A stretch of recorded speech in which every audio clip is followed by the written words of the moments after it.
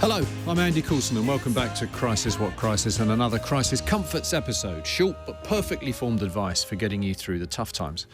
Now, as regular listeners or viewers will know, at the end of our conversations, we ask all our guests for their 3 crisis comforts, their go-tos for inspiration and strength during the challenging times.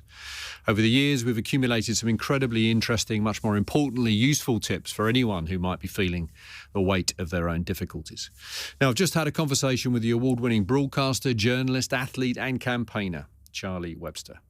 It was what we like to call on this podcast a proper conversation, very moving, harrowing, emotional at times, but also a conversation, I think, that addressed some of the difficulties, some of the knots that we're trying to kind of, unpick on this podcast around resilience, around trauma, around how we address the problems that we have right now in terms of mental health, mental illness, this more acute treatment.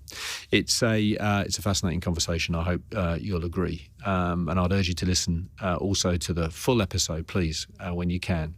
You can find links below in the notes, but if you're short on time, you can listen now to Charlie's 3 crisis comforts in this quick taster. Many thanks for listening. Before you go, I'm going to ask you for your crisis comforts. Yeah. Interestingly, on the subject of words, we used to call them crisis cures.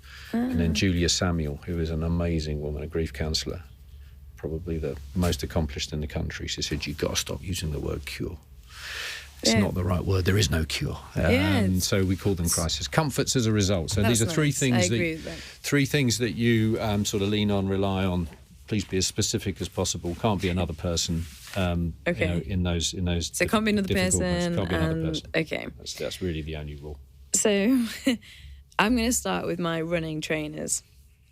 So my running trainers are so important to me because when I'm struggling with feeling really sad, or when I'm struggling with anxiety, or I'm struggling with stress, or I'm struggling with any kind of emotion, or I just need to breathe, I put my trainers on, and they're like it's going to sound really sad, but like my best friend, because as soon as I put my trainers on and I always run outside the majority of the time, I feel like I can breathe. It helps relax my nervous system, which again is biology, so not just in my head. It helps relax my nervous system. It allows me to take a deep breath, which calms me down. It helps me process my thoughts. It helps me deal with my emotions. If I'm struggling inside and I really need, to let them out, and I just can't. I can't by talking, and I can't by, sometimes when I run, it's like, and the anger comes out, or I might cry and just let it out, and I work stuff out in my head as well. So my running trainers is one.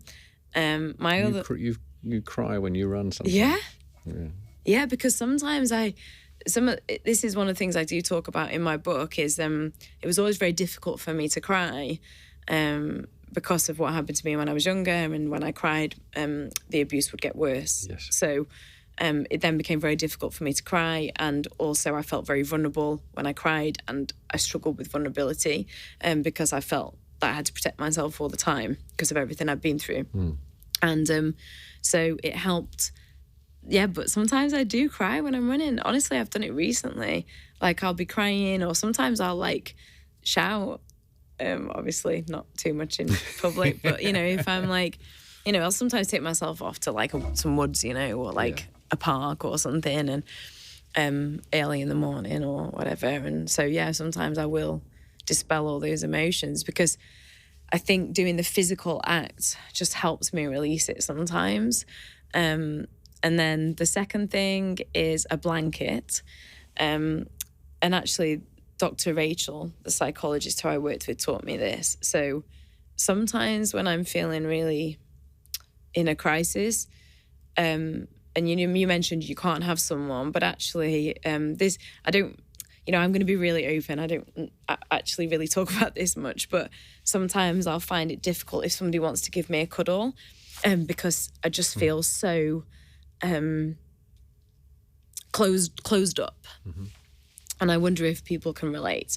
So one of the things that Dr. Rachel started to do with me and taught me is when I was really upset or distressed and in a crisis, I would put a blanket on my shoulders and it would add an element of comfort. It was almost like having a cuddle, but without the vulnerability of a cuddle. And I actually do that all the time now. And I have a blanket, actually, my little brother bought it me, is this bright yellow blanket, fluffy thing. And I'll wrap it around me and it honestly works. And try it. It just, even if it feels stupid, nobody has to see. Just put a blanket over your shoulders, and it's just a comfort and a reassurance that we all need, no matter who we are. And then the third thing is I've got this little teddy thing. It's a rabbit. I actually talk about it in the book, called Rabbi. And then my mum was actually adopted, and it was the only thing that came with my mum in her adoption, and her biological mum made it. And so it's like a knitted rabbit. It's even got a few scars where it got burnt on it. And so my mum passed it down to me when I was a young kid.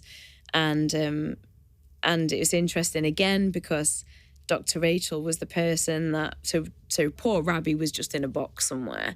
And then Dr. Rachel said to me, have you got like a teddy or anything? And I was like, what are you talking about? I'm a grown adult. I don't need a teddy. Sorry, that's sometimes what I was like in these therapy sessions. And I was like, well, I've got this thing called Rabbi that, and I explained the story. And she said, well, could you have Rabbi, in your bed? Or could you have Rabbi there sometimes? And I was like, yeah, but I'm not a child.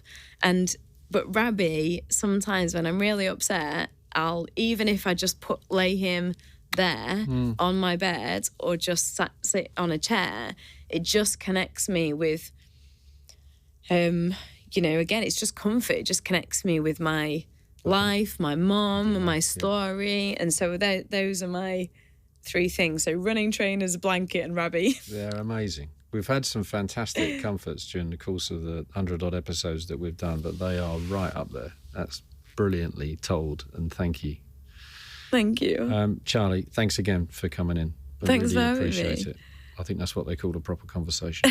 Yeah, it really was. Thank you. If you've enjoyed this conversation with Charlie, then please do leave us a review and a rating. If you found it helpful or inspiring even, we would be delighted if you would recommend us to your friends. You can watch the full episodes on YouTube, follow us on Instagram and TikTok, and if you hit subscribe, you'll find a lot more crisis conversations. As always, full transcripts are available on our website along with links.